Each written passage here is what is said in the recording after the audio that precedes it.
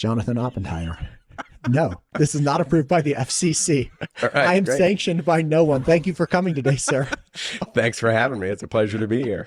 You have more material in front of you right now than I've ever seen.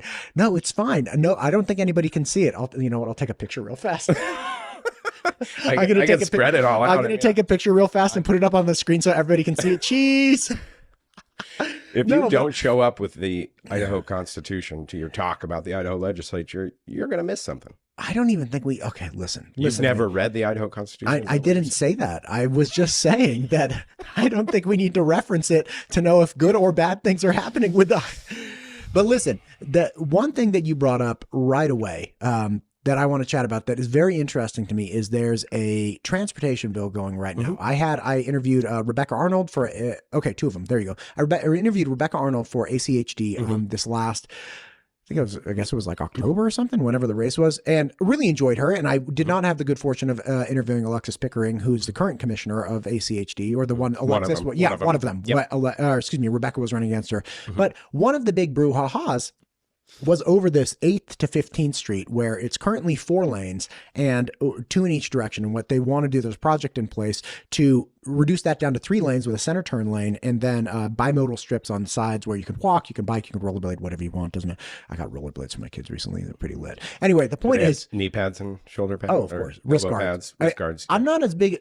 I care about the wrist guards because you always put your hands down, and elbow pads, it's like, you can take an elbow. I don't care about that. But knee pads, helmets, and wrist guards, 100%. Having played hockey for a number of years, I know that when you land right on your elbow bone, ouch. And when you break it, even they're worse. barely making it down the driveway. Okay. They're not playing hockey.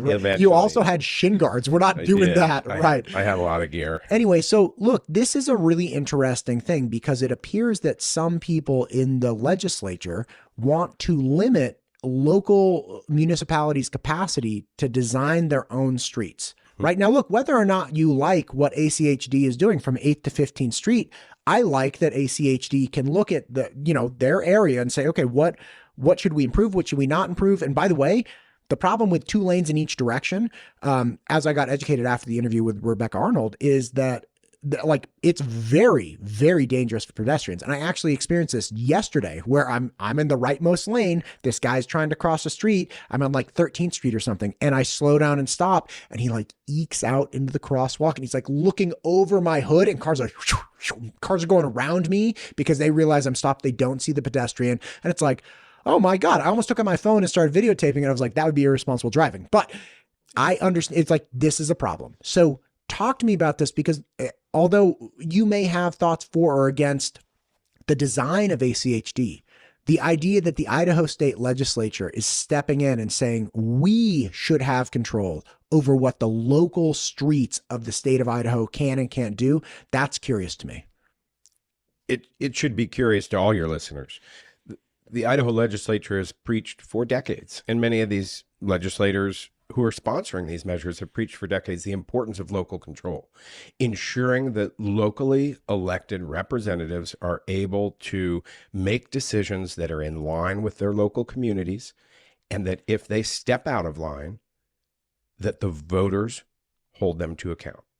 That is the process that we have in this country. We have democratically elected city councils, mayors, county commissioners. In Idaho, we have our highway district commissioners. We have public school board members, all these others. We also have the legislature, and they have authorities as well as, Congress.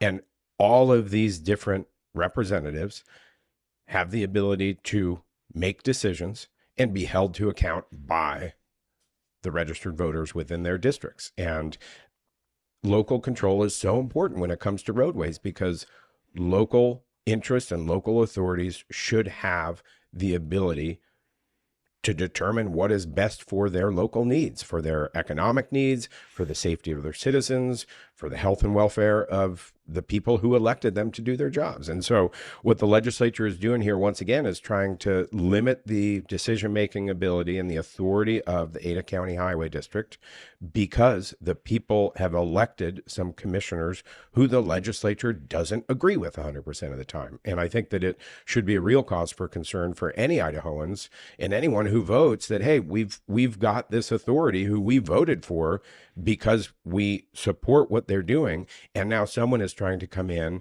from the outside, from a different community, and influence that and take away their decision-making authority. So real concern. I mean, this is the type of thing that we see almost every year in the State House, is this kind of attack on ACHD. And it's really focusing just on that one highway district commission.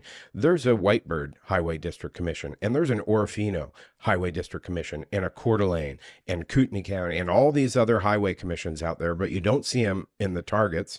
You don't see them. And I think that it's, you know, it just runs against this whole premise of local control and that local decisions are made best, and that the best decisions are those made at the local level. So what these bills do is they say, may I ask a question?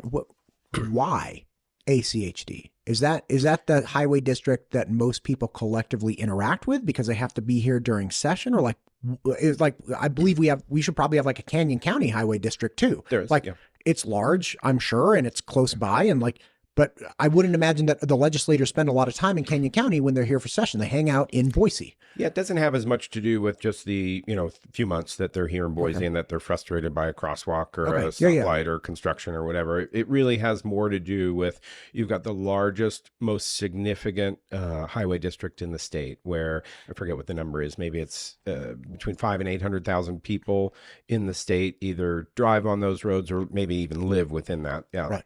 Check that. No. I thought you were going to double check. You know, I hate having the phone face like open, because I just took a picture of you and I put it back down. It drives, like, just the idea that it can get my attention without me wanting it to bothers me. Like, you got to get out of here, phone. I just moved to a smartphone a little over about a year and a half ago. I was still on a flip phone, so I was a long time holdout. This is the only, I would go for a flip phone 100. Like, I don't have a problem with social media. I don't consume a lot of my life on social media or things like that. But the efficiency that's required by being a one-man show and doing between 4 and 6 interviews a day is so astronomical, right? Like, I met a guy the other day. We digress. Yeah. We digress. For our audience, this is a short commercial break brought to you by Apple. Check this out. I go to this guy's, I get invited to do a podcast at this guy's studio. I'm like, awesome. It's like, you know, love chatting with other people, love meeting other people. Like, obviously you're a product of that. Met you the other day. I'm like, come on in, let's do this. So anyway, so I go to this guy's studio, and he has a team. Like, first off, he's not in the basement. He's on like the 4th floor, and it's like windows up, not a window in this room, right? Because we're subterranean specifically. Anyway, but like he has all this stuff. We're in a penthouse overlooking the Boise foothills right now. Look at that. Probably about $10,000 a month for this. We've got a team of people doing research for the Ranch Podcast. Ryan, can you bring us some coffee? Yeah. So Tiffany, some coffee. Yeah.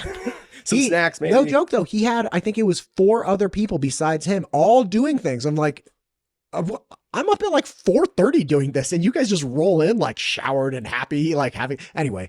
So it's the illusion. That's the illusion. Okay. It's the illusion that's important. Bottom line is you have 500 to 800,000 people engaging in this roadway. It is the largest and presumably most complex, and then theoretically like most impactful, powerful highway district. And people just want to kind of poke at it. And the people, because of the demographics in this state, you know, obviously we've got a Republican supermajority in the state house, and these are nonpartisan races for highway commission, but they tend to be, I would say, a little bit more left of where the legislature sits on some of these issues as they're thinking about how do we plan for the growth in this community, and do we want it to just look like a spider web of freeways like Los Angeles? You know, is that our vision for the future? Or do we want to make some investments that try to focus transportation use and mobility and encourage and adopt public transportation? I mean, shoot, you know, you look at the impacts of light rail in Salt Lake, and a lot of people are using it to get north and south, and the way our valley is laid out east to west, you know, it makes a lot of sense to think about light rail running out to Caldwell or Nampa. Obviously, that's a huge undertaking, but it's one that takes vision. And I think that's the thing here, that some of the vision of the county highway district district here in Ada County is a little bit different than what the vision of some legislators are. And so they're trying to impose their will by changing the dynamics of the commission, adding a couple of commissioners. That's another one of the bills that we're not even working directly on, but trying to undermine the commission and change the dynamics by having one commissioner appointed by the governor, which is weird because you've got a local highway commission and the governor's appointing a member, and then the other that would be recommended or put in place by the county commission, which in Ada County is more conservative. So they're trying to effectively stack the deck, change the outcome of some of these votes so that the vision that the current commission has is not able to go into effect, and they're able to impose their will. So it's really a power struggle. It's a power struggle over how are we going to spend the dollars. But the biggest thing that's such an affront to the Idaho Conservation League is that two of these bills that are up this afternoon in the Senate Transportation Committee say any project that you do anywhere in Idaho, the primary purpose has to be on motor vehicles. You cannot do something for public safety. You could have a retirement community and a bunch of people in wheelchairs, and you need to put in a crosswalk for safety that has some really good flashing lights. The new Hawk signals, the ones that have the red light. And if you wanted to do that, you wouldn't be able to unless you were widening the road, increasing the speed somehow, adding a lane, doing that type of thing. Let me just add one proof point here. I mean, my daughter goes to Boise High, one of my daughters, and, one of her good friends was struck and killed a little over a year ago, crossing at a crosswalk. He had the light signal. He was on a skateboard. He was going to his junior year school orientation at Boise High, 7:30 in the morning with 3 of his friends. He's gone. And they've made some investments in that crosswalk, made it more clear, improved it. But there are so many, as a bicycle commuter myself, there are so many intersections where it is so dangerous.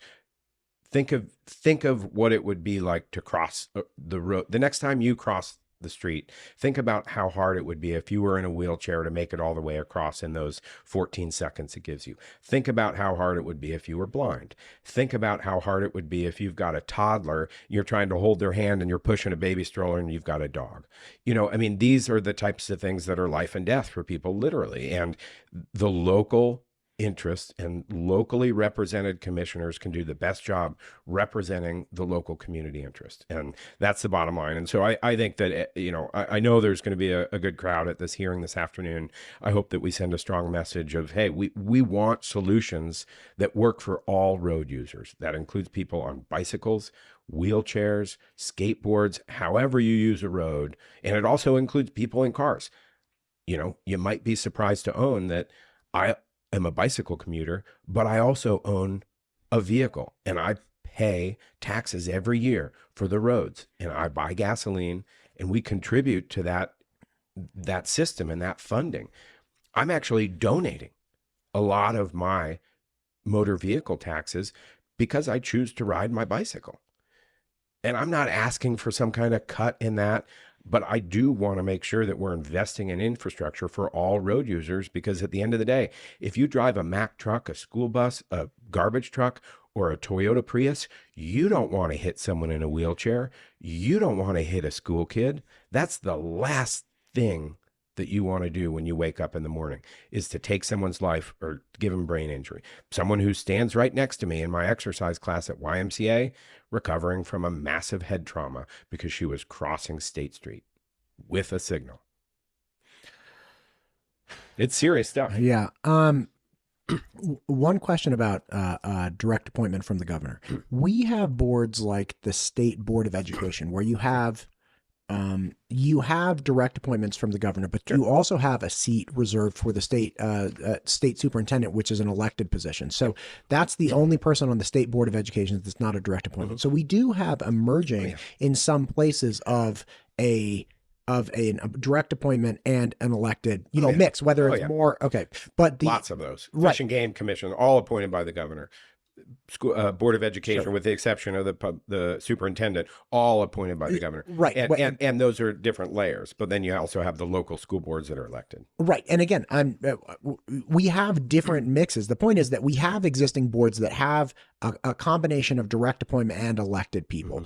But it sounds like the issue specifically for ACHD is you're like, okay, yeah, we have like, let's say the State Department or State Board of Education. Yeah, but that's a statewide agency that warrants, at least people feel at this point, a direct appointment from the governor and somebody elected by the people to be on that. Whereas with ACHD, it's like, wait a minute, this is an Ada County highway. Like, this does not have state influence. This is really just, not really just, but it is absolutely by necessity and by design just affecting this one county. Why would the governor have a direct appointment onto that? Because I would give him a direct appointment position onto a county locality, which I don't think has representation elsewhere in the state, right? Like, do we have individual county anythings where it's like the governor or whoever the governor is gets to appoint somebody? Imagine. I mean, what you're getting at is you do have these different layers, right? You've got the Idaho Transportation Department, and they have at a high enough level, at like a state level, and they are appointed by the governor. Sure. As well, and then that board selects their director of the department. Yes. Same thing with the Idaho Department of Fish and Game. Idaho Water Resources Board. Some are different, though, that the governor will hire the director. Sure. Who then, works with the board. But again, these are state level. But those are state level. Yeah. I mean, this would be the equivalent of saying like, oh, we're going to have the governor appoint a couple members of a county commission or a city council. It's like, oh, well, we don't agree with what they're doing in Bonners Ferry, so we're going to introduce a bill that says the governor gets to add 3 members to their city council and then impose his will on the city council and the local decisions. And it's like, wait a second, I thought we had, local sovereignty over some of these decisions. And so anyways, these are all an attempt to effectively undermine some of the goals and the visions, as we said, of the Highway District Commission that is represented by locally elected commissioners. So it's a concern. But we've got slide back to your right, my guy. You keep sliding to your left. There you go. There you go. Look, you're great. So bottom line is we have these. I am an independent, just so you know. Okay. Are you like an independent chair mover? Like, what are you saying? No, you're saying I was sliding left, and I'm like, you want me to move a little right? I mean, you don't do double entendre? What about triple entendre? Do you ever do those? I mean, if the mood calls. We should talk about public lands, but we can keep talking about anything. No, I would just, again, in summation, it sounds like the issues that are coming before the transportation committee this afternoon are really like, hey, should we kind of start stepping into making the state start stepping into local enforcements and designs? Yes. And just to be clear for the listeners out there, and I don't know when this is going live, but the 2 bills that are on the docket today are 1140 and 1144, 2 Senate bills. Those ones are specifically about some of this funding issue and restricting the funding. The other one about adding a couple commissioners, I believe that one is still stuck in committee over in the House. I'd have to check on the status of that. It may be on the House floor and maybe is awaiting a hearing in the Senate here. I don't think that one has moved as quickly as some of these other 2. But gotcha. But so yeah, we'll be down there in the Transportation Committee this afternoon talking about these issues. And okay, switching to public lands. I've had Fulcher, Simpson, and Risch on, and Crapo's coming on soon. No disrespect to any of them, I'm not saying congressmen or senators, but what I think is interesting is when we start looking at the federal level, right? Like, so we have checks and balances within our federal government. I was speaking with Brian Brooks about this, as well as Representative Todd Achilles. Because we have these checks and balances within our federal government, which are people that allocate money, right? And people that find where the money is going to come from to allocate all of these different things. Obviously, like, JFAC here, we're figuring out revenue. You got to pay for stuff. We got to pay for stuff. And these things are done by committees that are populated by our elected officials. So we're like, okay, Senator Crapo or, Representative Fulcher, whatever. But these are people that we vote for, and they then allocate money, and that's how this goes. We are seeing a wave of unelected influence in the mechanisms of funding that from people that were not where like we did not elect, right? So funding, for instance, our public lands or funding, whatever mineral projects or whatever it might be, we are seeing now the administration essentially appoint people to say like go through with like a broadsword and start hacking things up. You have influences on the VA, for instance, where you're firing people have been fired that are on probationary status. That, by the way, not probationary like they got there 2 months ago, like they've been there 14 years. And those people, the VA that have been there 14 years, actually got promoted to a new role. And once you get promoted, you go back into a probationary status. It's like, no, I've been here 14 years. It's just 14 years and 3 months. And the probationary status is like 6 months or something. And it's like, well, 12 months, yeah, there you go. Because you're on probationary status, right. You get axed. So this relates to public lands. This relates to our public lands management. It relates to the resources we have as far as human services for public lands, keeping them clean, all of this. Like, this is a Wild West kind of thing at this point. Well, yeah. I mean, obviously right now it's really turbulent. The two primary public land management agencies in the state of Idaho, the Bureau of Land Management and the Forest Service, collectively manage, over 50% of the state's land mass, and rely on the expertise of professionals, many of whom have been there decades, to do their jobs and to work with ranchers and leaseholders, to work with recreationists, to work with local governments, to work with others to try to manage this landscape, manage access to ensure that the multiple use missions of these agencies can be met, making sure that the water stays clean and the wildlife has a place to go, and that there aren't, issues and public safety concerns. So, that capacity to do that work, to put out timber sales, to fix roads, to fix trails, to fight fires, is critically needed. And, as we come into spring and summer, guess where most Idahoans are going to be going on the weekends? Mm-hmm. They're going to be going up on the public lands. And one of the realities that I think we need to come to grips with is this summer, everyone is Smokey Bear and Woodsy Owl, right? You got to take up a shovel, a bucket, a couple heavy duty Mylar garbage bags, and some work gloves, and be prepared to do some work. I hope you're not the one stuck cleaning out the outhouse, but you got to be prepared to pick up some garbage, potentially put out a campfire that hasn't been extinguished. We're going to all need to pull together. And the good news is that Idahoans do have a lot of that knowledge. Idaho is one of the few places that if you break down on a dusty road out in the middle of nowhere and one car drives by you, there's about a 95% chance that they're going to stop, and they've got a jack and they can, take you into town to the tire shop or whatever. Like, that is just the kind of Idaho we live in. And I'm hopeful that it continues to be that way, because, we're gonna need to help out this summer. But, there was some good news just a couple days ago that the USDA, I think, is rehiring all those probationary employees, about I think 6,000 to 7,000, somewhere in that neighborhood, that were let go. What the long-term outlook there is not clear. I haven't heard from some the folks that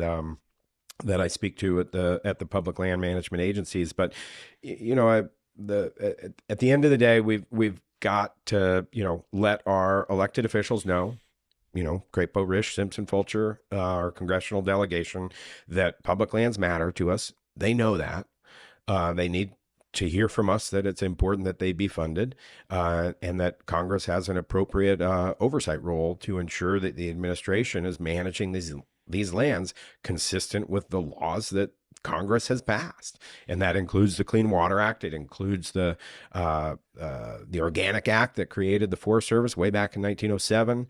It includes FLPMA, the Federal Land Policy and Management Act, and everything in between, including the budgets that they have passed to fund these agencies. So it's, Congress has a critical role, and Representative Mike Simpson serves as the chair of the Interior Appropriations Subcommittee in the House, and he plays the key role relative to Forest Service, Bureau of Land Management, and EPA funding, the Environmental Protection Agency, that just some announcements made that they're making some serious cuts there and cutting some regulations. At the end of the day, we all breathe the air, we all drink the water, and public lands are our common ground. So we've got to figure out a way, how are we going to work on these things? And if we lose any of those things, I think we're all the poorer for it. And so, we've worked in coalition with many other users of public lands, including loggers, including ranchers, including hunters and anglers, wildlife watchers, bicyclists, motorcyclists, everyone, backcountry horsemen, they're all concerned about the impacts of some of these cuts. And they're also concerned about the potential sell-off of some of these public lands, because it's something that used to just be way off and pretend land that the federal government would sell off their lands. And now I think we're seeing, unfortunately, this issue creeping a little bit closer to reality. And I think for anyone who lives in Idaho, when you look out the window, when you look across the valley, wherever you're sitting in Idaho, you're looking at public lands. And imagine what that view would look like if it had a big no trespassing sign, a gate on every road, and a giant McMansion on the top of every ridge. I do not think that is the Idaho that any of us want to live in. Yeah, the propensity for people to just purchase, fence, wall off, and then the McMansion goes up with the big arches, or like the funny mod thing, like Clockwork Orange style. Like, ugh. Guess who's paying for fire suppression when the fire breaks out? Yeah, you and me. So what do we do? Let me give you one example, if I can. Sorry to interrupt. Just yesterday morning, Senate State Affairs Committee, there was a Burtonshaw. Yeah, you were there. Senate Joint Memorial 104 was introduced. And what it says is, hey, we've got some concerns over here with the Camas National Wildlife Refuge over in eastern Idaho, near the community of Mud Lake and Tarrenton area. And there's been some issues over water and the farmers getting their water, and that's something that we ought to look into. But the solution that was offered is let's just take over control of the Camas National Wildlife Refuge. This is something that people who live in Florida and North Carolina and Alaska and Hawaii, they own a piece of that. People who live in Boise own a piece of it. And people who live over in, Fremont and Clark County in eastern Idaho, they also own a piece of it. And so what he's talking about is, hey, we've got an issue here because, there's been maybe some underfunding of this. Or, maybe the agency lacks capacity. The U.S. Fish and Wildlife Service doesn't have the capacity to manage this. So let's just take it over. That sounds dangerous, uncomfortably familiar to some folks. We're going to starve these agencies of funding. We're going to reduce their capacity. And then what are we going to do? We're going to come in and say, why don't you just transfer title to us? Well, again, the issue with that creek and water system, obviously, and he articulated it really well, which is, look, we have a 5-mile run of this creek to this essentially pond, and the pond is required for not just wildlife, but also for irrigation, right? And then the 5-mile run, like the 5-mile run was sufficient and capable even with incidental recharge. But the problem is that we've had obstructions within that, be it down trees or, soil and silt buildup and all these things. So the water is moving more slowly. And as it moves more slowly, you have more incidental recharges. Like, so we have to artificially pump in 30,000 acre feet of water into this catch basin that then can not just fuel the wildlife, but also so our farmers get it. So he's like, so we're losing 30,000 in this 5-mile run that is not being maintained. And considering the water problems we have, especially with the water call last year and all the agreements made, he's like, we don't have the 30,000 gallons to pump into this when we're just losing that water to nobody's benefit. So,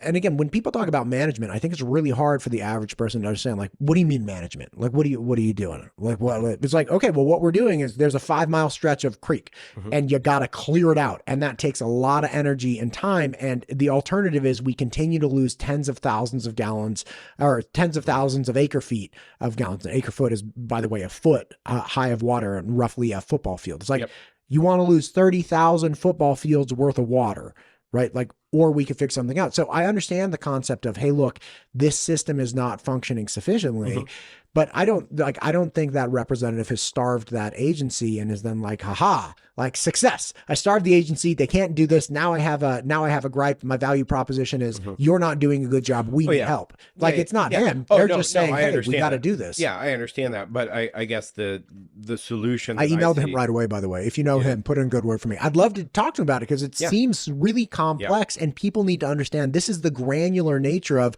we have problems. It's bad for wildlife. It's bad for agriculture, it's bad for everything. You should also make sure that you talk to some of the folks from the Friends of the Camas Wildlife Refuge. Friends of Camas Wildlife Refuge. Okay. Yep. I'm talking to some of them later today and learn it a little bit more about like what are some of the issues that you're having over there. So here's the thing. There are some issues with water delivery and water availability. There are some issues apparently that I just learned about yesterday morning about how this wildlife refuge may be managing their resource. Let's have a discussion about that. Let's not jump to a conclusion of, okay, let's take that over. Let's seize control of that. Our Idaho Constitution says that we forever disclaim any right and title to any additional grants of land. So now we're going to go in and say, hey, give us an additional grant of land. We made that agreement in 1890. We signed off as the Idaho Constitution. It is also written in the Idaho Admissions Bill that was signed by the President of the United States and passed by the United States Congress. That's the law of the land. Yeah, we also have, I get we that, also but have we another make complicating. revisions. Here's another complicating factor. The Shoshone-Bannock tribe and other tribes have a treaty right.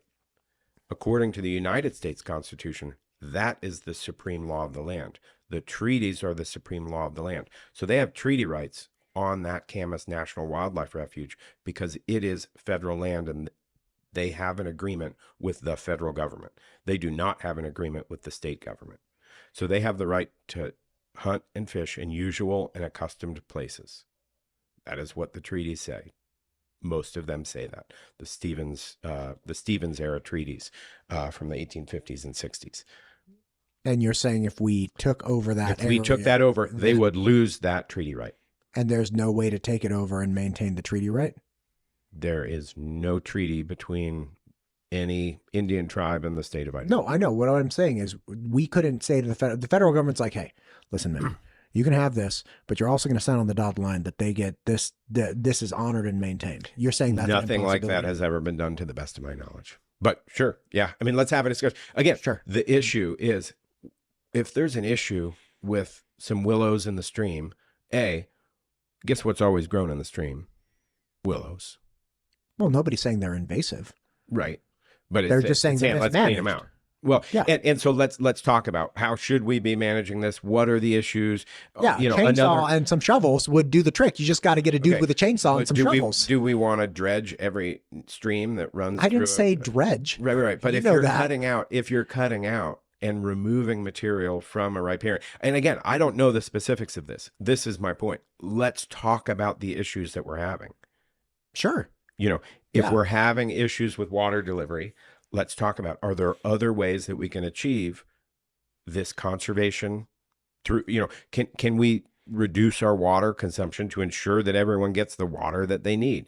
Can we find another source of water for these users? Can we drop in a groundwater well? What else can we do? I mean, there are all kinds of threw out like 3 of the most impossible solutions opposed to just groundwater.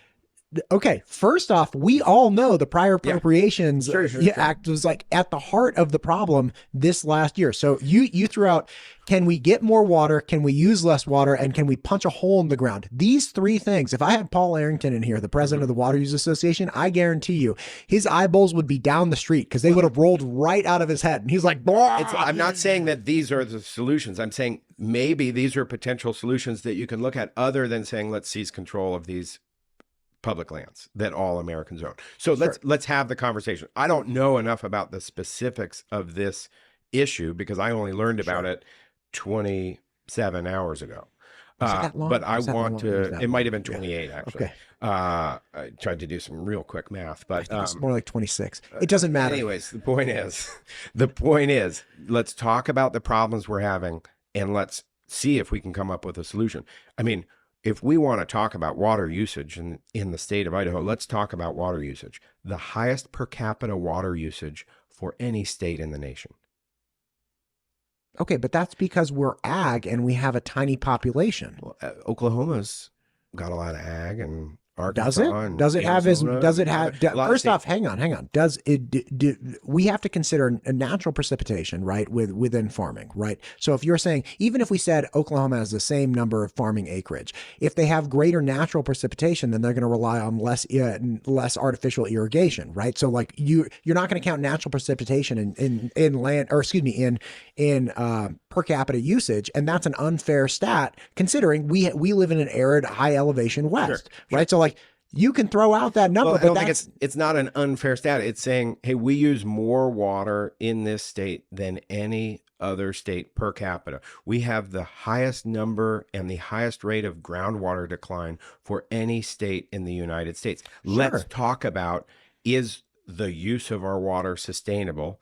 And I'm afraid that a pretty clear answer, and I think Paul Arrington will agree, it is not sustainable. And how do we get a point where we can be more sustainable? Help me understand that then. It's your position, and you feel Paul would agree with you, that we are at an unsustainable water consumption. Help me understand that. The state of Idaho has issued more water rights than the water that we have. I mean, that is the ultimate issue that we're having over in the Eastern Snake Plain. And I would like to get back to public lands because I do have some of the questions that you had. We're gonna let the conversation go wherever it goes. We're gonna let it flow wherever it goes. I understand there are issued water rights. My double entendre. I got it. I'm trying to stay on point here. I understand. Like I have a farmer, a very good friend who's a farmer, and he's like, listen, we have X number of water rights, and we never get them fulfilled all the way. So the articulation that, hey, we've issued more water rights than we have water, and the state is managing that, which is they're essentially saying like, hey, look, I understand you have a water right of 3 and you're only getting 2.5. Okay, so that means that it recognizes the insufficiency of our supply, and it modifies itself accordingly to distribute water. So just saying we have more water rights than we have water does not do it for me. Well, I mean, I guess the question, or I think the question, and I think an interesting dialogue that we'd be happy to have with Paul Arrington off this show or elsewhere, and friends with Paul, he's a good guy. He's great. And he texted me like an hour ago. Talk to him all the time. Yeah. But we've got to live within our means, and as a result, you feel we are not doing that. I think that we are continually being stressed because of our approach to water historically has been, we got so much water, there's no issue. We can continue to issue these water rights, and there's no train wreck on the horizon. We've obviously experienced the train wreck several years where we've had these disputes between groundwater and surface water users, and they come to some level of agreement, and we're, putting some surface water back into the ground. Recharge everything. To do recharge, and we're trying to address it. And I think that there are a lot of ways that Idaho, I mean, there was a big series done in the New York Times last year, I think it was last year, that was looking at how are each state dealing with some of these similar challenges. Sure. We've got, explosive population growth, cities growing, already over appropriated demands on the water that is available. And, when it comes down to it, with the Colorado River and some of these big agreements, we've got big problems on our horizon as a result of, when was the warmest year on record? 2024. What happens when it gets really hot? Water evaporates. But climate change is putting this pressure, and it's really squeezing our water budgets to the point that we have to reckon with this. And I will say that Idaho, and I think with the leadership of Paul and the Idaho Department of Water Resources, are doing a better job than a lot of other states to do what's called conjunctive management, and to look at both the surface and groundwater to understand that those are connected. Because there are a lot of states that simply turn a blind eye to it, and they're like, surface water has nothing to do with groundwater, so therefore we can put as many wells in the ground as we want and just pump. Sure. to our And, heart's content. I mean, And obviously, for the Central Valley of California, I mean, Mhm. we've dropped, that state has literally dropped in elevation, like multiple feet right. because the aquifers are compressing, which is wild because those aquifers are never to be recreated, right? So if you have a Right. vacancy, eventually the weight of the earth Right. pushes down Yeah. on it and it goes got away. But again, Physics. let's come. I don't care about the Colorado River. I care about Idaho. Mhm. Okay. So when you say we are on an unsustainable target, what do you mean? Because again, I see the state taking steps every single year that I've been paying attention, and even talking to individual users, they're like, yeah, this is how much water they allocated to us. I've talked to a lot of people about water, and there is a sentiment that yes, we are in a fight with the world, the state of the world. We're not in a fight with the groundwater versus surface water. And yeah, there's tension there. Fine. We're not, pump versus water. But the point is, like, we are battling through a changing constant moving target between 8 and 12 inches every year, blah, blah, blah, blah, blah, whatever it might be. Why do you think that we are now on an unsustainable course, especially after the water call and the resolution we had last year? I think that the fact that we're continuing to have first, you did say something there. You said it's a global issue. Yeah, they're facing many of these issues around the world, but when it comes to administration of water, there is a bright line around the state's border. So Idaho manages the water resources that we have via that prior appropriation doctrine, the Idaho Department of Water Resources. Obviously, there's other agencies and impacts relative and to other water states. Quality and other states. So it's not just like around Idaho. Yeah, but it's not like Colorado where Sure. they have a Colorado agreement and you have, downstream states and upstream states in California and Arizona all as part of some big agreement that was negotiated by the Department of Interior with their involvement. So Sure. Idaho is a lot different than that. And basically what drops of snow or rain in Idaho captured in some way, utilized in some way, whether a groundwater or a surface water resource, appropriated in some way. But I think, one of the indications that we're on an unsustainable path and just that there remain concerns here of just looking at the Snake River, right? And not even really looking at the, at some of that groundwater, surface water dispute. Let's just look at the river itself. Right. It flows out of Yellowstone National Park, and it is one of the most amazing resources that we have in this state, right? The Henry's Fork, the South Fork of the Snake coming out of that high country in the Yellowstone Plateau, pristine water quality. People come from around the world to experience and touch and interact with that resource, whether they're watching moose or bears or fishing for trout or whatever it is. It is amazing. And then as it flows down through the belly of Idaho, you have more agricultural lands and more development around Idaho Falls. And as it's coming down, it starts to pick up some of the pollution, from the Portneuf River and from some of the other feeder streams. Also, you've got agricultural returns. So, after the water is flooded over a field or utilized, it flows back in and you've got some level of pollutants. By the time it gets down to Milner Dam, just above Twin Falls, the official policy of the state is that 100% of the water of the Snake River is utilized, and that below Milner Dam, you have a zero flow policy. So basically, technically, the policy is at Milner Dam, you don't have a river there, you just have a rock riverbed. The reality is you have a little bit of leakage and a little bit kind of drips through, but the policy is we want to utilize every acre foot of water in the river, send it out over. The reason that the Magic Valley is magic is because we engineered it to be magic, to take the river and put it on the landscape and grow things with it, right? That's where the magic is.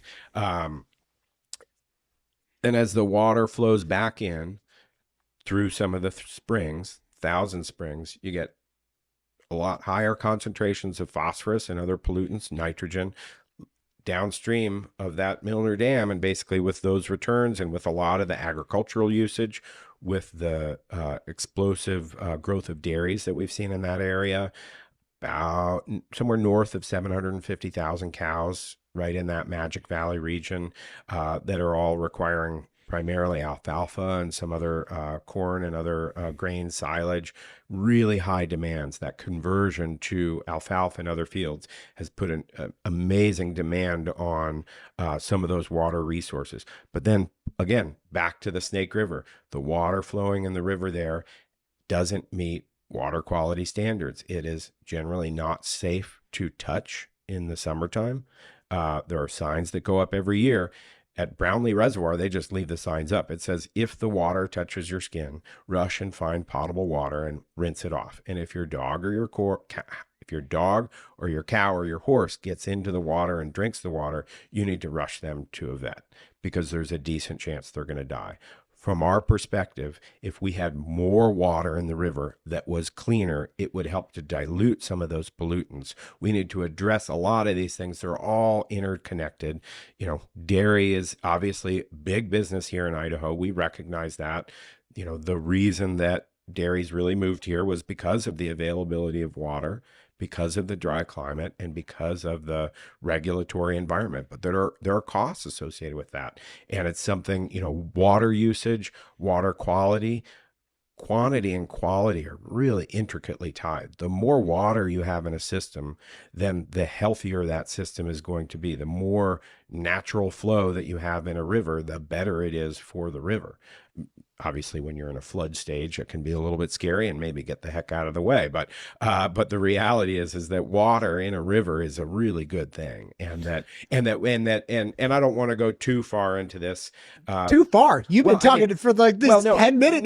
No. I mean, I don't intend to go too deep because I think there's so many other issues out there. We're not going to solve all the issues. No, I understand that. Let me ask you something. So then, to sum up your position, you're gauging an overusage or an unsustainable path of water, not because literally the volume of water is too little to turn on the tap, but you're saying the concentration of residual effects from the water usage in some points of the river are very high. And if they were diluted more aggressively by additional water, then that to you would signal that we're at a more sustainable. So sustainability to you is how concentrated, say, farming byproducts are at a point in the Snake River. That's sustainability to you.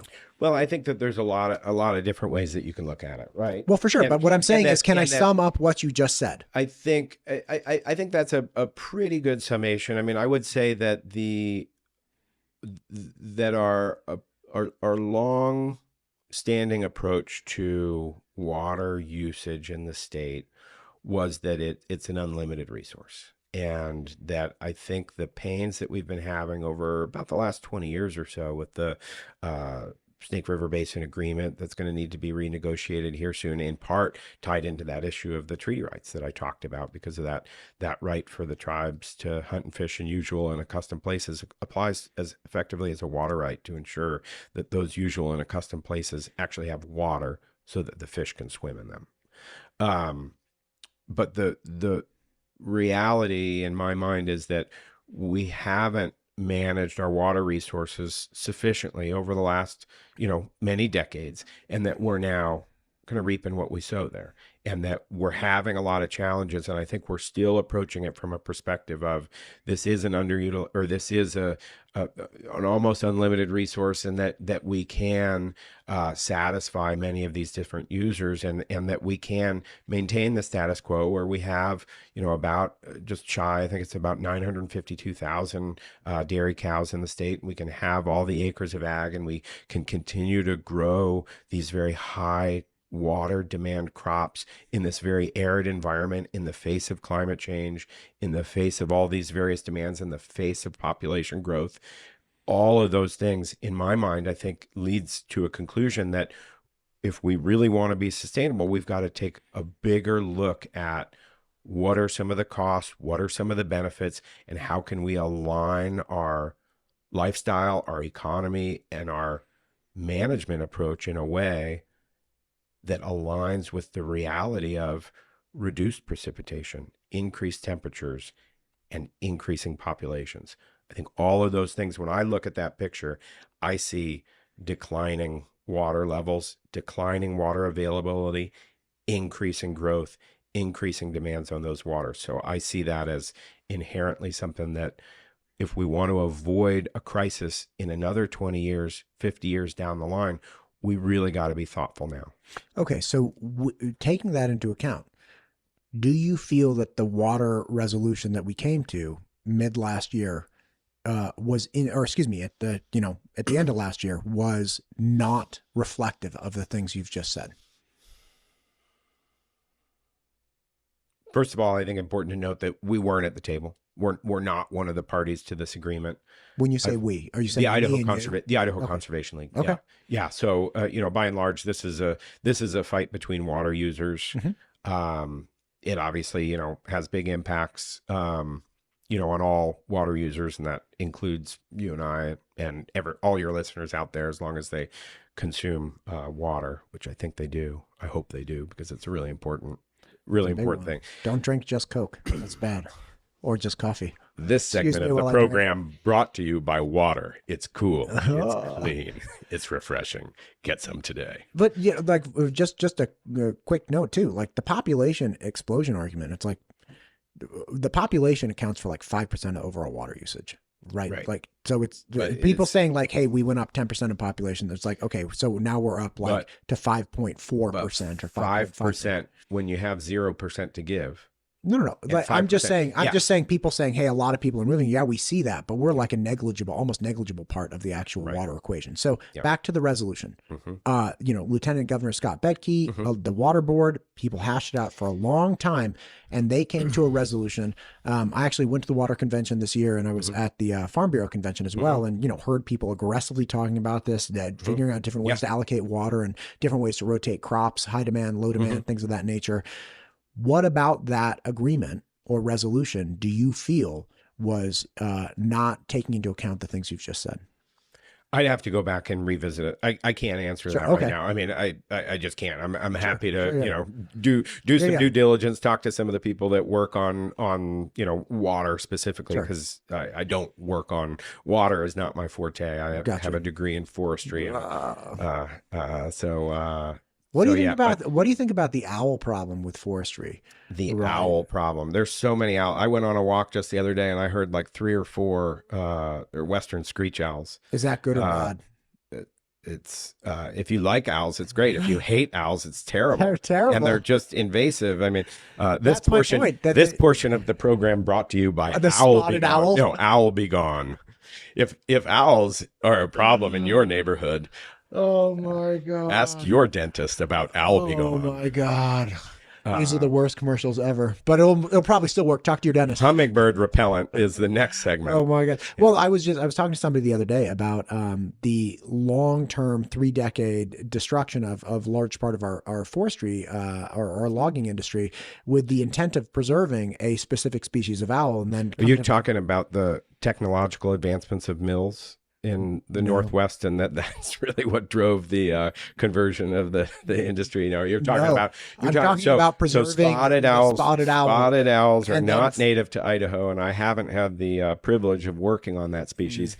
And so what's the owl that essentially ground? Spotted owl. Okay, it is the spotted western spotted owl. Okay, but we can acknowledge that like there is this grinding the lumber industry to a halt in certain places to preserve the spotted owl, and then we also find out the spotted owl is being preyed upon by like a different owl species, the barred owl. Thank you. So you know exactly what I'm talking about. I'm fumbling through this as if in the dark. I've never heard of owls. What are they? A small flightless bird? Oh my God. Chicken-sized bird? Yeah, about the size of a penguin. You son of a...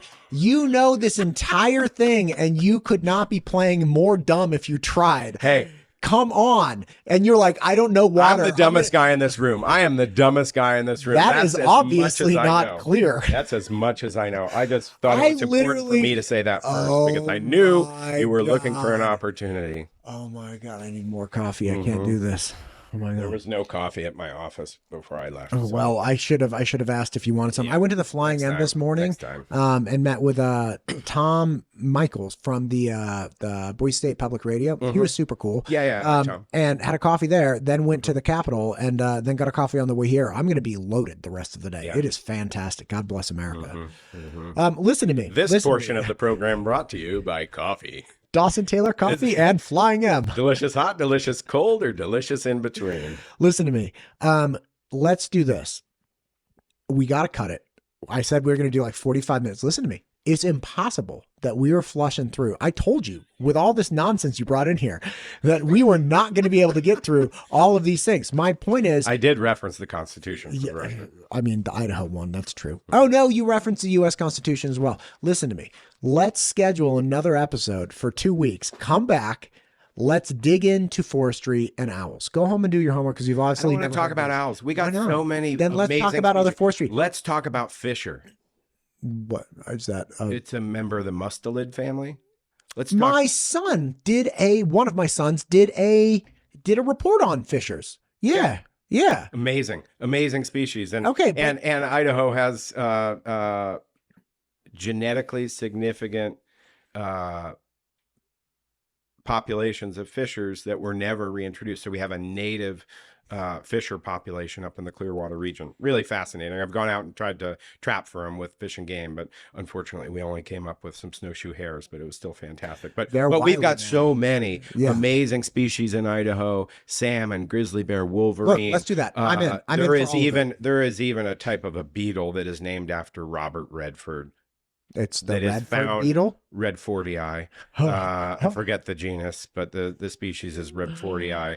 And it is named after Jeremiah Johnson because of that movie. Jeremiah Johnson movie, people Robert don't Redford. Know. People don't know that he's the guy with the beard going like, when they zoom in on his face. It's the only place on the planet that this beetle lives. It's a hot spring up in North Idaho. God bless. Listen, let's have this conversation. I had a ferret growing up. I had pet ferrets, so I got a special place in my heart for little Dotson-style rats. It's fantastic.